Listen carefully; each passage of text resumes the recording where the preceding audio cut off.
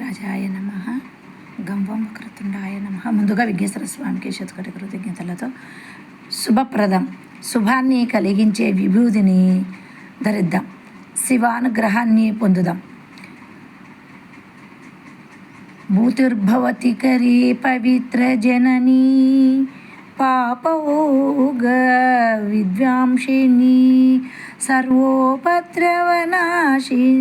శుభకరీ సర్వార్థ సంపత్కరీ, భూతపేత పివాచ రాక్షస గణాష్టాది సంహారిణి, తేజోరాజ్య విశేష మోక్షణకరి, భూతిం సదా ధార్యతాం.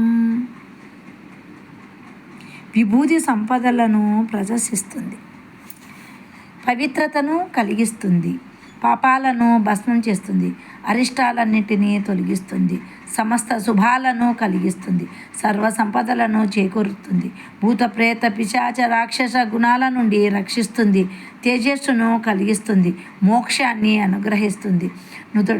నుదుట బొట్టు పెట్టుకోవడం మన సనాతన సంప్రదాయం. ఎంతో విశిష్టతమైన మన ఆర్ష సంస్కృతికి ఇది ప్రతీక. బొట్టు విభూది పెట్టుకున్న ముఖంలో మంగళకరమైన కళ తాండవిస్తుంది, ముఖంలో తేజస్సు వర్చస్సు గోచరిస్తాయి. అందుకే విభూది ధారణలో ఆలయ ప్రవేశం చేయమని దేవస్థానము కోరుతుంది. భక్తులు విభూదిని ధరించేందుకు వీలుగా క్యూ కాంప్లెక్స్ ఆలయ మహాద్వారం వివిధ ప్రదేశాల్లో దేవస్థానము తగు ఏర్పాటు చేసింది.